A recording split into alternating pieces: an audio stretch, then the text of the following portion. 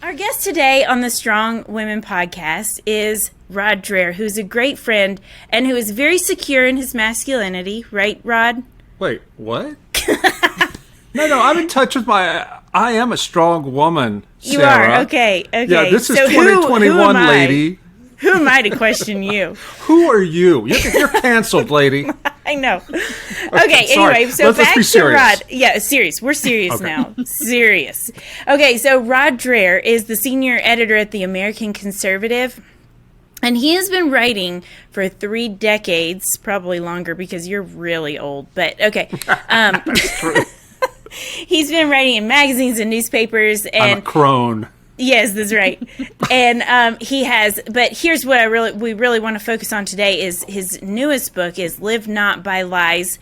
And you have heard us mention this before because our guests mention it. And when we put out on Facebook, what are you guys reading? I mean, 80% of you are either reading this or just finished reading this. And but there's a couple other books I just want to mention before we say actually hello to Rod. And it's The Benedict Option, which I loved The Benedict Option, and it's we can talk about that later too, but it's really about building, and there it is for those of you who are watching. It's really about building Christian communities and digging in the roots deeper of your faith, digging in deeper roots in your faith and coming together as a community so that you can act with intention for the life of your city, really. And but we can't just do that if we don't have solid roots. Okay, but back to the books. And then The Little Way of Ruthie Lemming, which is about his sister. And I'm not going to say what it's about with his sister because I made this mistake talking about your book one time and I gave away the ending, like the climax. And the girl that I was talking to was like, I cannot believe you just told me the ending of this book. And I was like, oh, sorry. But anyway, I'm not going to say the ending. It's but been it's like 8 years now. It's don't you think people know? They should. Well, they should have already read it. We won't talk about it. But we won't shame them for not reading it, but you should read it. In fact, I listened to it on audio, and Rod reads it. So you kind of feel like you're having a conversation with Rod. Take that for what you want it to be. I mean, maybe that deters you from listening to it. I don't know. But anyway, okay, I'm going to stop making jokes about Rod because we're just so thankful that you spent this time with us. Thanks for coming, Rod. No, it's great to be here, and I'm really really kind of shocked, to be honest, by the success of the book. We sold, just checked this morning, over 100,000 copies now, and in 5 months, which for a book like this is a lot. And Sarah, it's all by word of mouth. I've had, by podcast too, but I've had no major media support, with the exception of Tucker Carlson. I was on his show, but otherwise the mainstream media has ignored the book as I expected they would. Mm-hmm. But this has become by far and away the bestseller I've ever written. And it's happening because people understand that something big is happening in our culture. And Christians want to know, what can we do about it? Mm-hmm. Yeah, I think, definitely our podcast, Rod, has been promoting your book now for the past 6 months or so. And we really should get commission, don't you think, Aaron? Yeah, well, I was going to say it. Now, wait a minute. That's what we brought you on for, I got about this. A kid in college and 2 coming, please. But what are people saying on your podcast about the book? I'm not looking for compliments. I'm just really interested to know what about this book is appealing to women readers. Well, I'll first just speak for myself and say that one thing about reading the book is, the first part is so eye-opening about what you start making connections about totalitarian governments and then what's happening here, and or even you're just talking about the other governments and I'm saying, whoa, wait, this is actually happening right now here.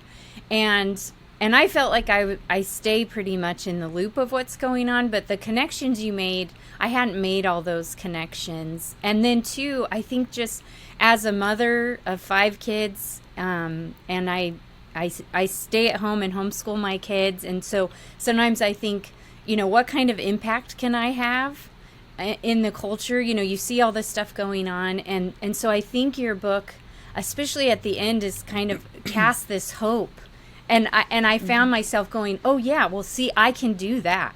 I can do that. I can read to my kids, and we're going to talk about all these things, but Sure. there was just so many things that you talk about where it's kind of like the ordinary citizen, and you tell these stories of these people, and we all are, when you read the book, you go, oh yeah, well, I'm just an ordinary citizen, so I think I could do that.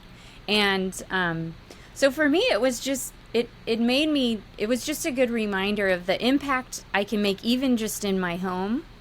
But then through friendships, relationships, through community, I live in California. This is a crazy state to live in, especially this past year. And so it was just a good reminder of that. Yeah, our guest that we just talked to, Kristen Wagner from Alliance Defending Freedom, who is really on the front lines of a lot of these cultural battles that are happening. She mentioned her and her husband are reading it and finding so much encouragement from it. Well, that's really good to hear because, as you know, I know Kristen from her work leading the charge legally in the courtrooms to protect religious liberty, which is increasingly under siege. So I'm glad the book is helpful for her, and I'm really encouraged that she's finding hope in it, because that's what I wanted to do. I did want to alarm people, because I think what's actually happening is alarming, and so many Christians seem to want to be anesthetized to it. They don't want to see this stuff happening. They don't want to upset themselves. But, the time to get upset about it is right now, not so we'll be so scared we go hide under our beds, but so that we can take action. There are things that we can do right now to prepare ourselves. And for me, that gives me more hope than any sort of false optimism about how everything's ultimately going to work out. I would rather live in reality and know, these are the challenges we face, so what are we going to do about it as believers? Yeah, actually, I remember now that Kristen mentioned in particular the idea of making decisions based on convenience, and how now she's remember, Sarah, she mentioned not shopping with Amazon anymore, and both of our mouths were like, what? How do we shop then? I know, that's huge. Yeah, and she talked about in particular how they've banned now Ryan Anderson's book, When Harry Became Sally. And for her, reading your book and then this happening was like, I can't just be motivated by convenience anymore. We've got to stand up in little ways, in principle, for these things. So yeah, I think it's definitely, you read the book and then all these light bulbs are going off. And then, of course, it's like every day on the news, it seems like there's something else that for me is like, oh yeah, that's what the book was talking about. Well, see, you say that and you remind me of why I myself was skeptical when I first was contacted back in 2015 by a doctor. I tell the story in the first part of the book, by this doctor at the Mayo Clinic whose elderly mother, had spent 4 or 6 years in a prison camp in her native Czechoslovakia on charges of being a, quote, Vatican spy. This because she refused to stop going to prayer meetings at her Catholic church in communist Czechoslovakia. And, he told me that his mom was saying the things she's seeing happen in America now remind her of what she left behind. That sounded kind of crazy to me.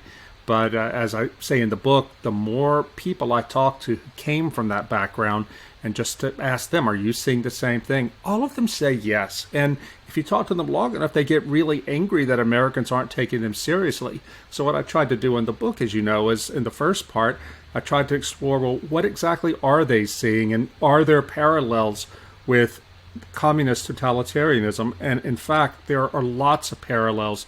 So I wanted to wake up my fellow believers in the same way I was awakened by the testimony of these Christians who lived through it. Yeah. Could you set up kind of what are some of the parallels? And you call it soft totalitarianism. So could you kind of define that for those who haven't read the book? Yeah, well, the main thing that these people told me, the immigrants who came from communism, said that it's what we now call cancel culture. The idea that you can lose your job, you can lose your status, you can be turned into a pariah instantly by what you say, and how you don't know what you say today, how it's going to be used against you tomorrow. All of this was classic in the communist countries. But it's more broadly about an ideology that is taking over in our culture today. It's broadly progressive, left-wing. It's extremely intolerant and illiberal, and it's completely unforgiving. If you do not go along with this, then you are not just wrong, you're evil, and you have to be stamped out. This differs from old-fashioned liberalism, which was, liberalism had its own beliefs of what's right and what's wrong, but one of the core aspects of liberalism is toleration of dissent. Well, this new progressivism tolerates no dissent. They really operate more like a like a fundamentalist religion. We talk about totalitarianism. Our idea of totalitarianism comes from the 20th century, from Stalinism, from Nazism, the idea of an all-powerful state that controls everything about a person's life. Plain old authoritarianism is a government system in which all political power is monopolized by one party or one leader, but outside the realm of politics, nobody really cares. Totalitarianism, by contrast, it's a state in which all power is monopolized by one leader or one party, and everything is made political. So, for example, in the Soviet Union, right after the Russian Revolution, the Bolsheviks, the ruling party, was trying to make everything political. The Soviet Chess Society said, you know what we do is not political. We have to make a stand and keep politics out of chess. So they put out a statement saying we have to keep chess for chess's sake. Well, the Bolsheviks said, no, no, no. In the time of the revolution, everything is for the sake of the revolution. We're starting to see that happen now, where so many things are being politicized. One key difference between the kind of totalitarianism of the 20th century and what we're seeing now is it's not just limited to the state. We are seeing, even here in our own liberal democracy, we're seeing the same ideology not only promulgated by the state, but by major corporations, by the media, by academia, by all the institutions in our society. And there is becoming fewer and fewer places to dissent. It's even entered into the churches in the form of, social justice ideology, critical race theory, a lot of what's happening around LGBT and gender ideology. And so people who disagree with that are not just seen as wrong, but as evil, and they need to be marginalized. In the Soviet Union, right after the revolution, there was a statement put out by this guy, Martin Latsis. This is in my book. He was the head of the secret police in Ukraine, and he was charged with undertaking and executing a Leninist policy called the Red Terror, to murder or exile anyone who dissented from the Bolsheviks. And Latsis told his agents, he said, look, don't go there and ask who actually said things against the Soviet government. Rather, look at their social class. See which class they belong to. That will tell you if they are guilty or innocent. And in the Soviet Union, that meant if you were a kulak, which is what they called the rich farmers, or you are middle class, then you are a class enemy. It was time to shoot you or send you to exile. Well, in our own time, we don't have shooting and exile yet, but the left is dividing people up not by social class, but by race and sexual orientation and gender identity and things like that, deciding who is guilty and who is not. These are the sort of things that are coming. Now, by soft totalitarianism, what I mean by that is the hard totalitarianism is something we associate with Stalin, with George Orwell's 1984, where the state compelled people to obey, to conform by inflicting pain and terror on them. It's not going to be like that for us. I think it's going to be more like Aldous Huxley's Brave New World, where not only the state, but corporations, all those who hold power in society, are going to make people conform by manipulating their desire for comfort and safety and status. So you may not be sent to the gulag. There won't be any secret police coming around. But if you don't sign on with gender ideology or critical race theory, whatever the tip of the spear is, well, then you just won't have a job, or you won't be able to get the jobs you want. You will be left out, marginalized within certain groups. I got an email today from a mom in Massachusetts who said in her town, the LGBT has completely taken over the schools. You have first grade teachers helping these little children understand that you don't have to be a boy or a girl. If you stand up to this, if you say, wait a minute, I don't think this is right, you are jumped on by school authorities and other people in the town. You are made a pariah. Now, this isn't a liberal democracy, but this is totalitarian. There is no toleration. This is a softer form of it. And also by soft, I mean it's coming as a sense, out of a sense of compassion. Right? It's we just want to stop bullying. We just want to make things safe and inclusive. Well, that's what they say, but in fact, it has a really hard edge to it. And what they want to do is make things safe and inclusive by, in effect, outlawing and marginalizing any dissenters, and that includes faithful Christians. And it's become a worldview. I mean, so much of this answers the big ultimate questions, like Black Lives Matter, or the critical race theory more specifically, is like, I mean, they even have a form of repentance, but of course it doesn't actually lead to forgiveness. But it's there's like no mercy there. Yeah. Right, there's no mercy. It's just this stunted repentance. Like, you need to repent of your bias every day, get up again and repent again. There's no end to it. You can never fully atone. I was talking on Sunday. I live in Baton Rouge in Louisiana, and I had two college students, evangelicals, who both go to big state universities back east. They happen to be passing through town on spring break stuff, and they like my books. We have a mutual friend in common, so I agreed to have lunch with them. And I was just asking them what they're seeing, and it's even worse than I thought on their college campuses. But one thing that really stood out to me is I asked them why so many evangelicals in their generation are falling for critical race theory and things like that. And I got a really interesting answer from one of them. He said, if you grew up like I did, I guess this guy might be 20 years old. He said, if you grew up in church youth group culture, then your entire experience of Christ in youth group will have been, oh, let's sit around and play some games for a little while. Let's talk about our feelings, and that's the end of that. Have some pizza. Yeah. He said, well, you realize that's worthless. There's got to be something more here. Well, if you can find a way to bring in critical race theory into the church, it gives you something to crusade for. It gives you a sense of purpose. It gives you something to resist and to fight against, and a sense of doing moral good. Now, I'd say critical race theory is anti-Christian. Nevertheless, I understand where it's coming from, because these young people are saying that their co-generationalists are rebelling against the soft, squishy meaninglessness, the self-satisfaction of their suburbanized church existence. I don't blame them at all for rebelling against that, but we older people in the church, we've got to give them more than what we've been giving them. These kids have been failed by us. Yeah, that is something for sure. That is a message that hits home for me, and the ministry that my husband and I do, which is youth focus, is definitely that's kind of the heartbeat of why we're doing what we're doing, is because the young people have been left wondering.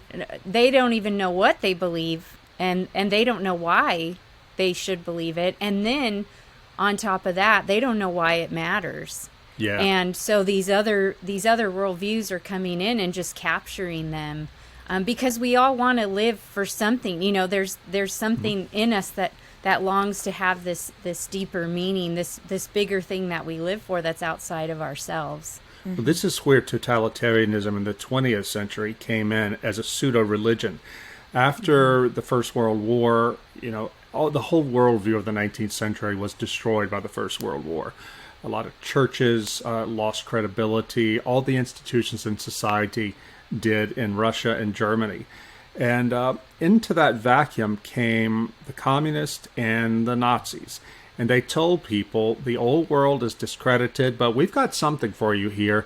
We can give you a sense of meaning, a sense of connection, because so many people were atomized in those countries back then, a sense of connection and a sense of purpose. We can give you something to do that will, serve something greater than yourself. So they appealed to what was best in people, but they perverted it.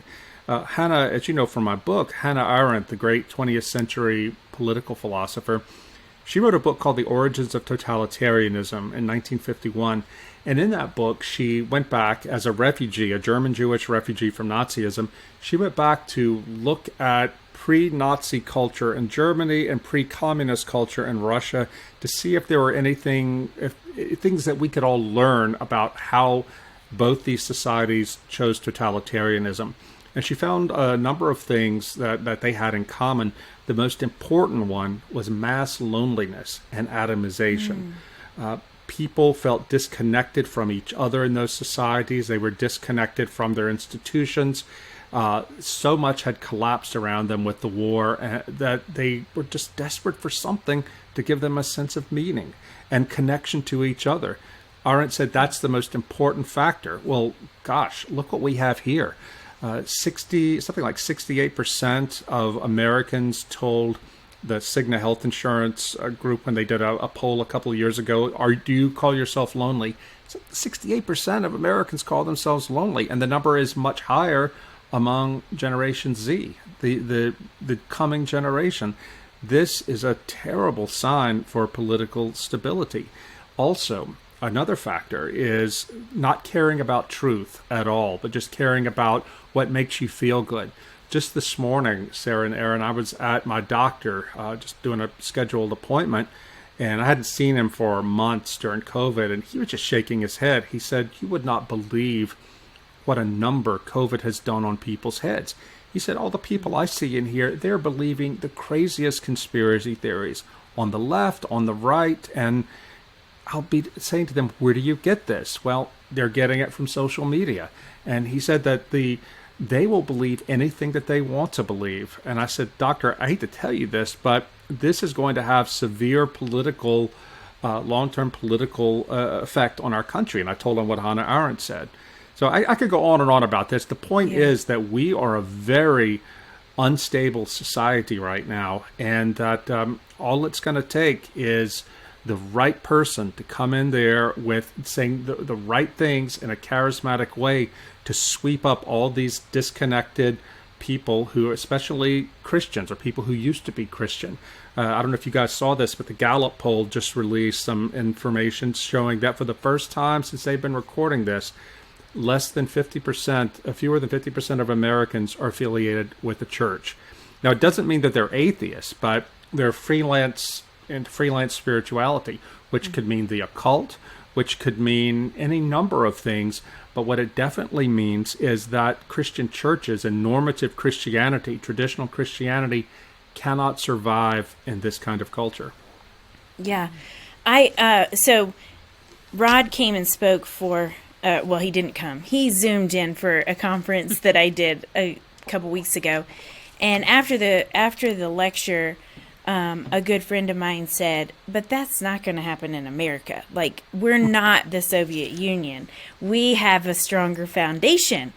And I said, but nobody knows that foundation anymore. Like, history has been politicized, and churches aren't even teaching church history. And so, speak to that. Like, let's start talking about how do we face this and fortify our families, fortify ourselves, and be realistic and Well, yeah, can I piggyback before you answer, Rod? That the part in your book where you talk about remembering, and that's what Sarah's, that story is getting to, that, like, the importance of remembering.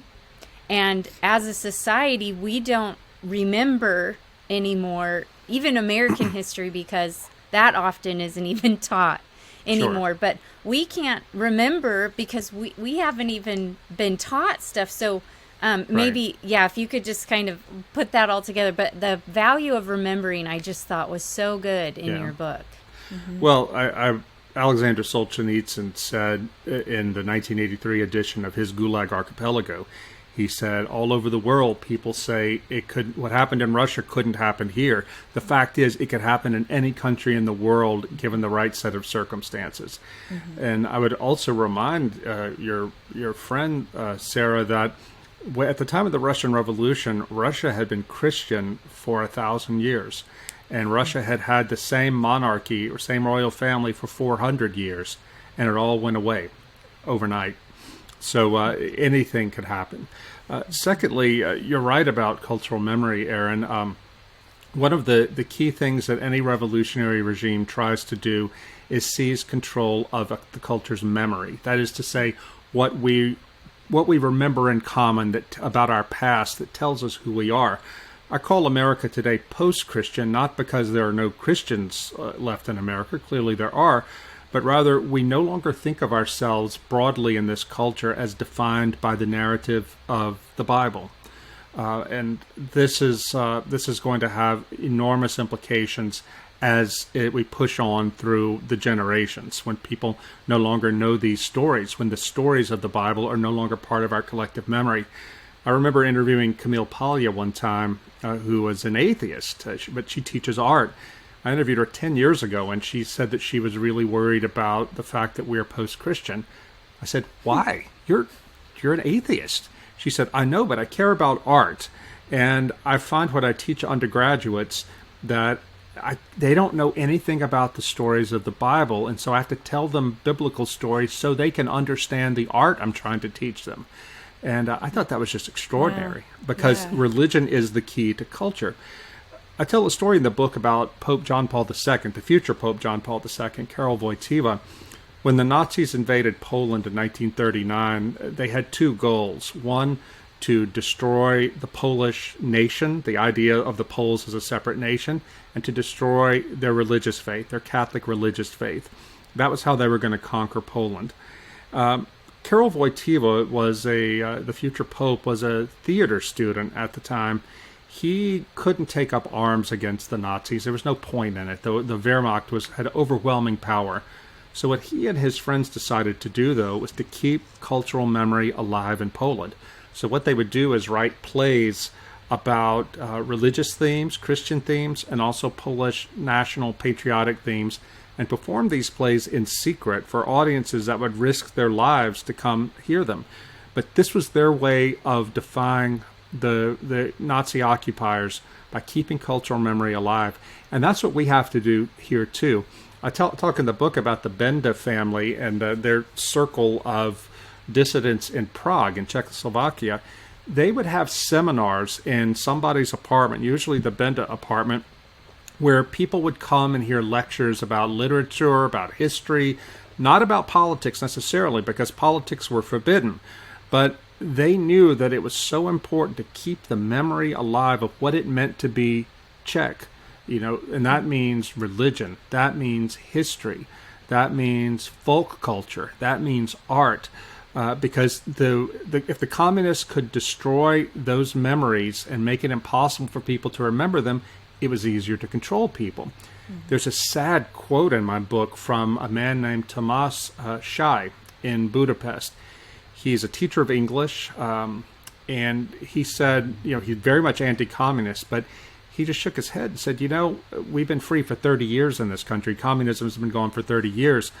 And in terms of destroying cultural memory, what neither the Nazis could do when they occupied us, nor the communists could do when they ruled us, victorious liberal capitalism has been able to do in terms of erasing the memory of the post-communist generation. So part of the resistance that we Americans, we Christians have to do is tell the stories of our faith, tell the stories of our country, tell the stories of our civilization. I'm so glad that my kids go to a classical Christian school where they're getting all this stuff without apology. Mm-hmm. Yeah, and I think the Benda family is a great way to segment into what I think we really want to talk to you about with our audience, and that's, what can we do in this time, in this cultural moment that we're in? How do we respond to this? And in the book, you tell so many stories, and I hope our listeners, if they haven't read your book, will get it, because the stories are so worth reading, because they're so inspiring. But the Benda family and Camellia, right, Camilla. is the wife. Camilla is the wife's name. But they kind of had, well, you say families are the resistant cells in these totalitarian communist countries. And they kind of had 6 things, and I don't know if they identified them to you or if you just saw them, if you saw these 6 things in them, but maybe we could just go through some of them, because I just thought they were such great models of not only, as you know, if women listening are mothers, but we have women who listen to this podcast who are in high school and college, and I think these are principles that no matter if you're retired and empty nester, these are principles you can just incorporate into your life. But well, let me give a little quick background on the Bendas. Yes. The family of Václav and Camilla Benda were the only Christians within the top level of the Czech resistance. Václav Havel was the leader. He became the first president of a free Czechoslovakia. But Václav Benda and Camilla, they were Christians. They were Catholics who were part of his circle. And I was so impressed by them, what they did. They raised 6 kids. The kids are now adults and have kids of their own. But they had to raise these kids not only to be anti-communist, but also to keep their Christian faith under an atheist regime in a country that is the most, probably the most atheist in all of Europe, even today. And they managed to do it. And I was so fascinated by their story, their family story, that I devoted an entire chapter of the book to them, trying to figure out, as you said, Aaron, what they mean when they say that families are the cell of resistance to totalitarianism. Yeah, and I loved that chapter. It was definitely one of my favorite ones. So I want to just unpack some of them, because I think it's important for us to talk about. But one thing that they did as parents is that they modeled moral courage. So I wonder if you could tell us a little bit about how they did that. Sure. Well, both Václav, who died in 1999, a decade after communism ended, and Camilla were involved with the resistance, and they would do things like their apartment was close to the secret police headquarters in Prague. And everybody in the movement knew that if you were going over if the secret police called you in for interrogation, you stopped at the Benda's apartment, and they would pray for you. Even if you weren't a Christian, they would pray for you. They would build you up. They would try to give you courage to help and tell you how to resist the interrogation. And then when you would leave the interrogation, you were usually broken up. You would stop by there, and they would help build you back up. The kids saw their parents do this. The kids saw the risk that their mom and dad took to fight for freedom. One of the Benda boys told me, I think Patrick Benda, he said, we can remember our dad. We looked out the window once, and our mom was late coming home, and Dad was nervously looking out the window to see if she was coming down the street, because he was afraid that they had arrested her. And they said, Patrick said, seeing our dad being vulnerable like that, he was such a strong man, but to see him being vulnerable made us realize how courageous he really was. They saw their parents walking the walk, not just talking the talk, but walking the walk. And that meant a lot to them. They looked up to their parents as their heroes, because their parents really were. I remember Camilla told me this story. I don't think this made it into the book, but their oldest son, Marek, they got a tip that the secret police were on their way to arrest him. And Camilla ran in there, woke him up, and said, "They're coming for you. Don't talk. Whatever you do, don't talk." Because she was tough that way, because she knew that these kids were part of a movement greater than themselves, and she wanted them to be to know that they were part of it, and to know that we are all called to sacrifice as Christians and as patriots for something greater than ourselves. So, and they never asked the kids to do things that they weren't willing to do and hadn't shown these kids they were willing to do.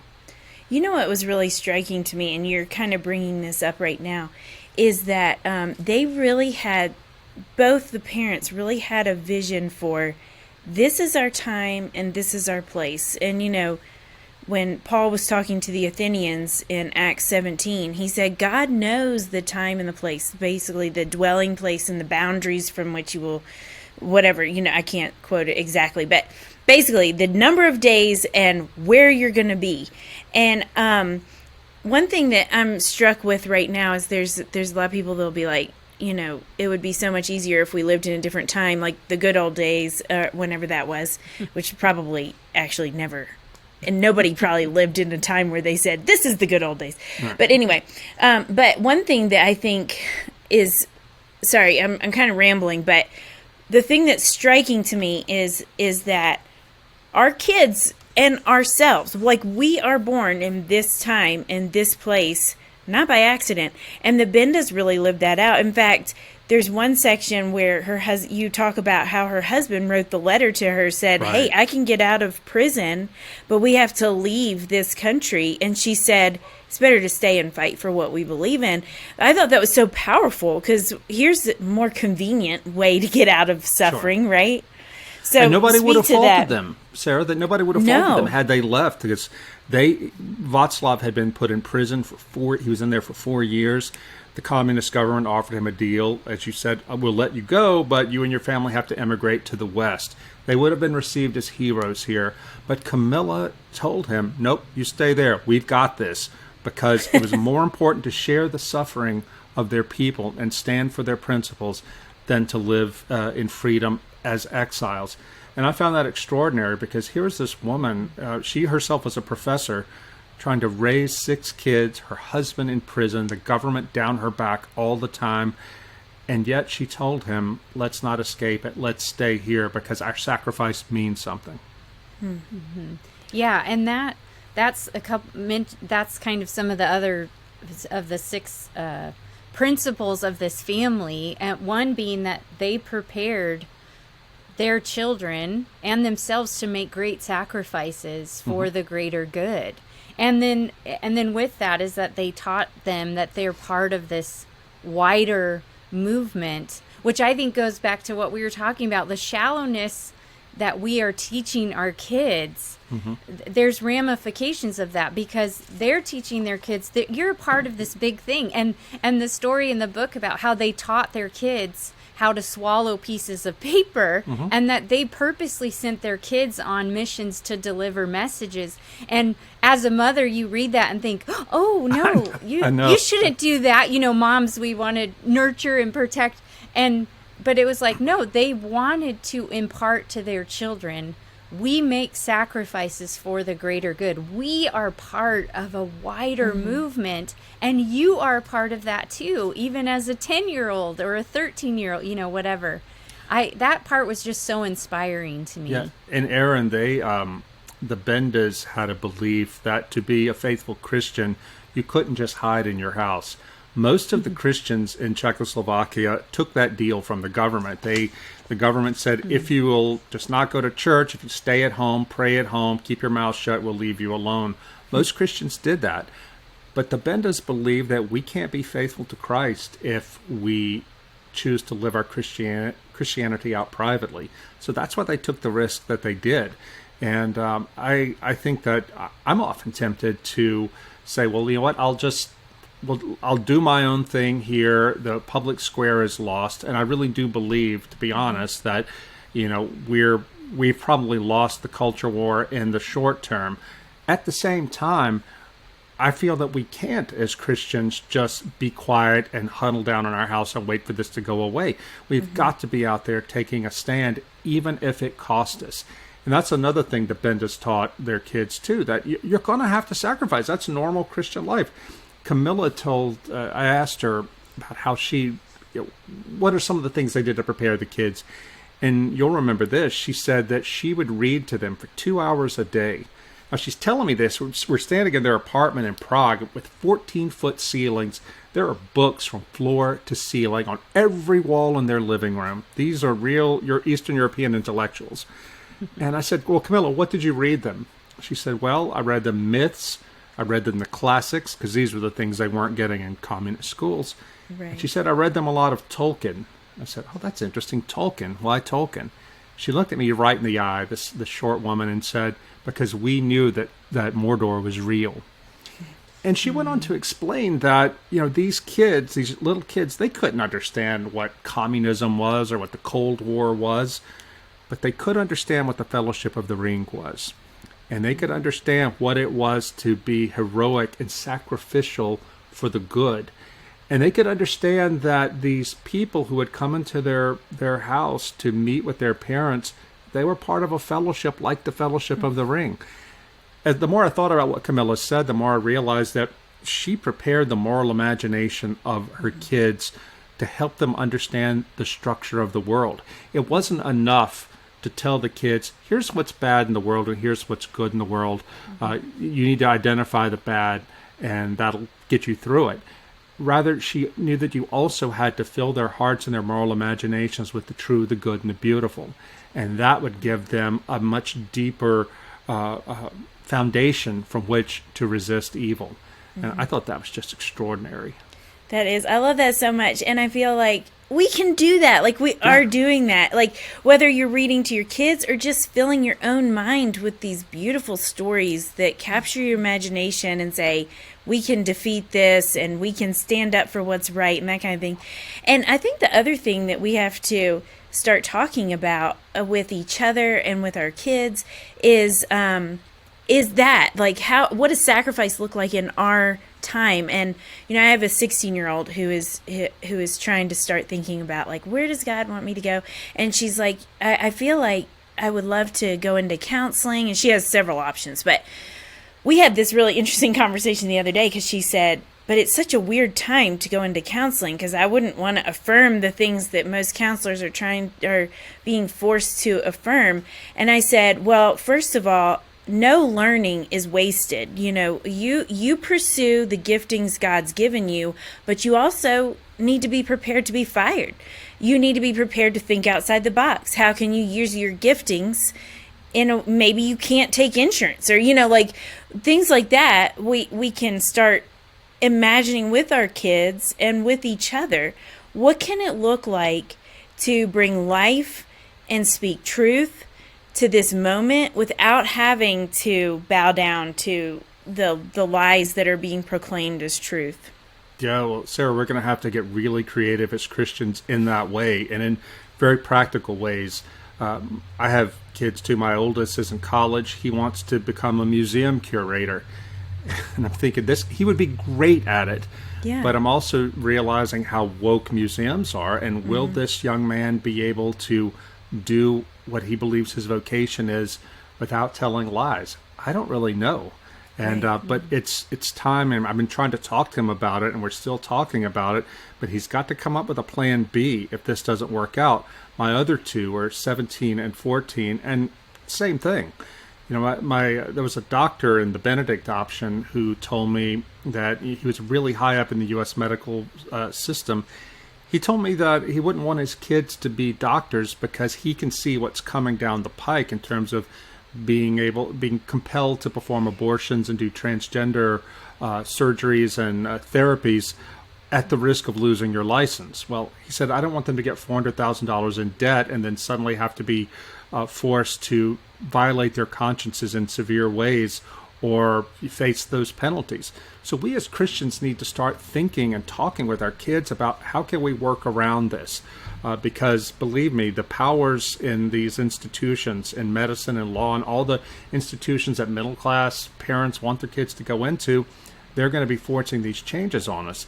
This is why I dedicated the book, Live Not by Lies, to the memory of Father Tomislav Kolakovic. He was a Croatian Jesuit priest, Catholic priest, who was doing underground work against the Nazis in Zagreb, Croatia in 1943. He got a tip that the Gestapo was coming for him, so he got out of the country, went to Slovakia nearby, started teaching in a Catholic university. And he told his students right away, he goes, the good news is the Germans are going to lose this war. The bad news is the Soviets are going to be ruling this country when it's over, and the first thing they're going to do is persecute the church. We've got to figure out what to do. And so what they did, they came together in small groups to pray, but also to analyze with eyes as clear as they could make them what was happening around them and start building the underground structures for the church to continue its life under persecution. Now, for us, I would say that means not only we need to do the same thing as Kolakovich, even though I should say this, his bishops told him, you've got to stop it. You're scaring people. What you're saying is going to happen will never happen here. Kolakovich didn't listen to them because he knew the Soviet mindset. And thank God for it, because when the Iron Curtain fell, they kicked him out, and the first thing they did was come after the churches. The reason there was an underground church in that country is because of the work Father Kolakovich did to disciple lay people and the few priests who took him seriously. What we've got to do, what that means for us, is not only start building, using the freedom we have now to build these networks among each other and across denominational lines, but also to do things like you say, Sarah, figure out what are our kids going to do for a living? You know, what can they do without having to compromise their faith? It's going to be the kind of thing where, you know, if they're going to work faithfully, they might have to be plumbers instead of doctors. Middle-class people hate to hear that, but would you rather your child be a plumber but a faithful servant of our Lord? Would you rather them be a doctor making a lot of money but to have to lie about what they do and violate their conscience all the time? Yeah, and that was something, again, the Benda family, just with their kids, they talked about, we are Christians, and so we are going to live differently than the world around us. And I think as American Christians, we just haven't had enough conversations like that about, you know, especially with our kids, of just saying, we are going to live differently than the people around us. We might look weird. We're going to be weird, and that's okay. Yeah. Yes. Especially Rod. Yeah, and oh, yeah. You don't see my hair has grown out, but Sarah has seen my hair in its natural state. I know, especially with the glasses. Like, I miss the glasses. Oh, yeah. I do. I have these glasses, by the way. I've gotten them for summer. Yes. Oh, I like it. Anyway, Too cool for sorry, school. we were talking about totalitarianism. Talking about being weird. Weird. And, That's right. and Sarah turned that on you. But sorry. No, so, but yeah, just, I mean, being open with our kids, I think just making that a repetitive thing in our home. And so as we're navigating life and things we're involved with, things we're pursuing, we're just narrating with our kids, we are going to look different. We are going to look different. It needs to be a part of just kind of the narrative of our homes, I think. Everyday and that's life. what the Benda family just exemplified with their kids. We are Christians, and it means something to be a Christian. And so it's going to look different than the people around us. The priest that you mentioned just now, Kolakovic, right? Kolakovich, yeah. And Kolakovich, and he talked about the See, Judge, Act. And I think, see the world around you, judge and discern, and then act with intention and in truth. And I think that's something that we can use in our conversations with other Christians, with even non-believers, but especially with our children, to say, like, okay, we need eyes to see what's in front of us. We need to be able to judge with discernment, because the lies are so deceptive. I mean, I'm even thinking of just like this. When do we say no? You know, like some of the lies that we're facing are so small and so subtle. You know, screw tape letter-ish, you know? They're just the little sneaky thing that's like, well, it's not that big of a deal. Like you talk about the greengrocer in your book. Go ahead. Go for it. Tell that story. Greengrocer. Václav Havel, the leader of the Czech opposition, was a poet and a playwright, and he wrote an essay in 1977 called "The Power of the Powerless." And he was addressing what people who had no power, as all the dissidents in his country, that was their situation. He created this fable in that essay. He said, consider the greengrocer. Like every other businessman in the city, this is again under communism, he has to put a sign up in the window saying, "Workers of the world, unite," the Marxist slogan. Nobody believes it, but they all put that sign in the window to avoid trouble. So what happens if one day he says, you know what, I don't believe this. I'm not going to put that sign in the window, and he takes it down. What happens to him? Well, the government comes around, they arrest him, he loses his business, he loses privileges, his kids can't go to the best colleges, etc., etc. But what has he gained by being willing to suffer for his faith, or for the truth, what he believes is the truth? Well, he has first of all shown, he has his dignity, he has his integrity, but he's also shown others who watch this that it is possible to live in truth if you're prepared to suffer. And if enough people do it, the whole system will be undermined. This was a consistent lesson I got from talking to all these Christian dissidents who had come through hard totalitarianism under communism, the importance of suffering. If you've got to be able to suffer for your faith. I remember standing on the street corner in Moscow talking to this white-haired old Russian Baptist, Yuri Sipko, and he looked at me in the eye and said, "You've got to go home to America and tell the church that if you're not willing to suffer for your faith is hypocrisy." And they're not saying to seek out suffering, don't go looking for it, but when it comes, you've got to be prepared to stand for Christ no matter what it costs you. And these are people who went to prison for what they believed. I'm reminded, by contrast, of a story, Aaron, that somebody told me from California. I have a friend who is an administrator at an evangelical college out in California, and he was telling me about how a few years ago there was a move by the state legislature to take away Cal grants, student grants to poor California students who could use these grants to study at any accredited college in California, including private colleges. Well, at the time, the head of the LGBT caucus in the California legislature was spearheading an effort to get religious colleges that had what he called bigoted laws or bigoted rules against gays to get them kicked out of the Cal Grants program. This would have meant that all the Christian colleges in California who hadn't already accepted LGBT were either going to have to do it or close down, because that's how dependent they were on this. This college administrator said that he and his team went down to some of the big churches in Orange County, the big evangelical conservative area, and said, "We need you to stand with us." None of them would. And they wouldn't do it because they didn't want to be called bigots. They were so afraid of losing that middle-class respectability that they were prepared to see the Christian colleges go under. Thankfully, it didn't happen, but it didn't happen because according to my friend, the black Pentecostal pastors in Los Angeles stood up for the Christian colleges, and the Hispanic Archbishop of Los Angeles stood up. But all these middle-class people who had more power than these poor people did, these poor black and Hispanic people, they couldn't be bothered because middle-class respectability meant more to them than religious liberty. This is a spirit that we have to exorcise from among us. We cannot be cowards like that. We have got to, even if it makes people hate us, we have got to stand up.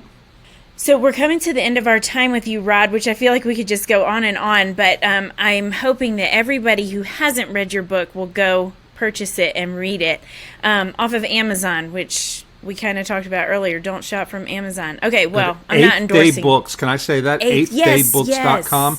That Christian bookstore in Wichita, Kansas. Mm-hmm. They're the exclusive vendor of signed copies of Live Not by Lies. I signed book plates and they pasted them in, but I love supporting a small Christian business. Yes. 8thdaybooks.com. Okay, we will link that in the show notes. I have bought many books from them. I'm so glad you said that. Great. Yes. They're really great. Yeah. Okay, but we want to end with two questions. The first one, we've kind of woven the answer throughout the whole thing, but I want you to specifically speak to this. What would you say to young people today? I would say what be encouragement? Weird. I would say don't be afraid to be weird, and in a serious way. That stand against the corrupt culture of these times that we're in. Realize that first of all, realize that Christian history goes back 2,000 years, and that you are called as Christians to witness in the same way that martyrs and confessors of the past have been called to do. I find that so many young people are prisoners of this distorted sense of time. They think that the contemporary time is all that there is and all that there ever was. Don't be a prisoner of the current moment. Stay off of social media as much as you can. Read widely. Read things from the past, and don't be afraid to be countercultural. Choose to be brave, and also don't assume that politics and religion are the same thing. Don't get caught up in alt-right Christianity or progressive Christianity. Stay right down the middle with Jesus Christ and what we know to be true from our traditions. And also, please stay away from porn. It destroys people. And I would say to young women especially, please do not compromise your standards for what the world says women should believe and how they should act and what boys say, boys who've been influenced by porn. I would say also that this is something that really meant a lot to me. That was a real turning point for me in my maturing as a Christian and as a young man. When I used to think when I was younger that if I only met my one true love, everything would be great in my life. And I never could. Nobody was ever good enough for me because I wanted a woman to fix everything that was wrong with me and just to live in this rapture all the time, like Dante and Beatrice, right? Right. Well, then I remember, before I met my wife, I remember reading something that Tolkien said to his son in a letter in the 1940s. He said, don't see women that way. You're putting too much on them. No woman can ever be all that. He said, don't see them ideal in an ideal sense, but rather see them as companions in shipwreck. I love that phrase, companions in shipwreck. That is so neat. I love that is what, whether you're a young man or a young woman, that is who your spouse, your partner is going to be, a companion in shipwreck. Don't idealize romantic love, but realize that they're going to be your friend and your lifelong friend in that brokenness, and look for that sort of person, the person who could be your companion there, shipwrecked on the desert island. That is our life here in exile in this life. On your second question, sorry, you want to ask the second question? Yeah, let Aaron ask that one. Oh, yeah, that is such good advice. Even for us adults listening, I'm taking all that in. Well, it helped me mature enough so when I finally did meet the woman I was going to marry, I was a much different man than I was 3 years earlier when I read the Tolkien, and had a lot of repentance to do because I was a new Christian, and I did a lot of dying to self, and I thought it was miserable learning the value of chastity, learning the value of self-denial, all these things that our culture says that young men in their 20s aren't supposed to do. Well, Christianity says, Christ said, you need to do this, and I did it out of obedience. And I only could see in retrospect how much the Lord did for building up my own character and my own sensitivity to the goodness that I saw in my wife when I met her. Okay, Rod, last question that we love to ask all of our guests, and that is, if you could choose any woman in history to sit down and hear her mind and hear her thoughts, who would you like to do that with? Well, not Sarah Stonestreet. I can't say her. Sure. I mean, line up, you know. No, we assumed you would say Sarah. So besides Sarah. Yeah. I figured you would ask me this, and I made a short list, and I think the person I would choose above all would be Flannery O'Connor. My fellow Southerner, I just love her mind. I love her spirit. I read her letters. I enjoy her letters even more than her stories, and I enjoyed them quite a lot because she knows what it is to be a Christian in this modern world, and I just love her. But I also, the runners-up would be Sigrid Undset, who wrote Kristen Lavrans's Daughter. Did you ever read that? Yes, I did. I read it last year for the first time. I could not believe how good it is. She was Sigrid Undset, a modern woman, Norwegian woman, who converted to Catholicism, wrote this incredible epic of a life of a young woman in medieval Norway, in Christian Norway. And I just would like to know more about her mind, about what it was like to bring the past, the Christian past, alive in a post-Christian country and post-Christian century. Also, in terms of holy women, Saint Genevieve of Paris, or Genevieve of Paris. I didn't even know who she was until I went to Paris for a month with my kids in 2012.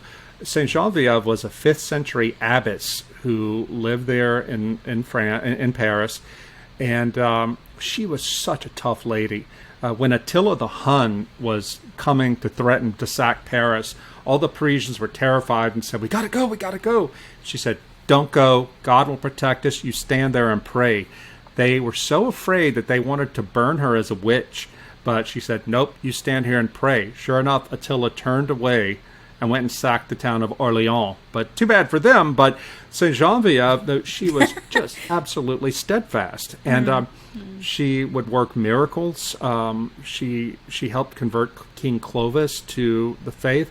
Wow. I would just love to know what it was like to be a woman in that rough society and be in charge of an abbey, a monastery for women, and just to have the respect of all those people. And in a time when women weren't supposed to be that, well, she was. And I when I discovered this about her, when I discovered her existence in Paris, I developed a real devotion to her. I think about her a lot. And, I'm an Eastern Orthodox Christian, and we pray to the saints in the sense of asking them to pray for us as if they were here with us. And the whole time I was writing the Benedict option, I asked my patron saint, Saint Benedict, to pray for me that I would write well of the faith.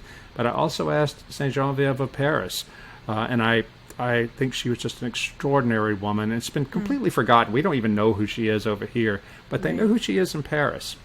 Those are good. Those are really good ones. I love that you mentioned Sigrid Undset, because I think that trilogy that she wrote it's like a wonderful, deep picture of a woman walking out her salvation. Yes, it's hard. It's so hard, and it's rich and deep and earthy. Well, anyway, and Kristen Lavransdatter, the title character, she's not an ideal person. I mean, she has serious flaws, and that this all comes out. But it's so beautiful. It's so true to life. It's a big book, and the new translation that came out in like 20 years ago, I should back up and say I had tried to read it back in the 90s, but the standard English translation came out in 1924, and it's pretty stiff. But a new one came out in, I think, around the year 2000 or so, and by a woman named Tina Nunnally, and it just opens things up. It's more modern English, and it opened the novel up for me. I could not get enough of it, and I begged my daughter to read it. She's 14, but she hasn't done it yet, but maybe next year. Yeah. Well, Rod, thank you so much for joining us today. This has been a pleasure. It was a pleasure for me, too. Thank you for supporting my book, and I really do believe that not only is this a Kolakovich moment for all of us Christians where we need to get serious about preparing for the resistance, but also it is a time for the good kind of ecumenism. The word ecumenism is kind of a scare word for me as a conservative, religious conservative. But one thing I learned from talking to these Christians in Russia and the former communist countries is that in prison, they develop such strong, thick bonds of friendship and devotion across church lines, because they all realize they weren't thrown into the gulag for being Catholic or for being Protestant or for being Orthodox. They were thrown in there for being Christian. And they learned to love each other and help each other. And it was such a beautiful model for all of us in this time that we're now in, and that it's only going to get worse. But I think that we can have hope, because hope for Christians is not the same thing as optimism. Optimists think that everything's always going to work out and don't worry about it. Well, that's not true. I mean, go to the martyrs and say, what did your optimism do for you? Rather, as Christians, our hope as Christians tells us that if things don't work out for us, if we have to give up our freedom, if we have to give up our jobs, if we even have to give up our lives for Christ, the Lord will use that to redeem us and redeem the world. That is the essence of Christian hope. And so let's be grateful that we have the opportunity now to share in the sufferings of Christ for his greater glory and for the spread of his kingdom. Gosh, I feel like a preacher now. I know, really. I never thought I would be the sort of person to say that, but it's true. This is what encountering these people, these heroes of the faith in Eastern Europe and Russia, did for me. It made me realize that, wait a minute, this is serious. It's time to get serious about it, and it's time to be fearless. Yeah. Well, on that note, do you want to do an altar call, or you good with no, leaving it I'm going to pass the hat for a love pass offering. the hat, yeah. Anyway, well, thanks so much, and Okay. thanks for listening, everyone.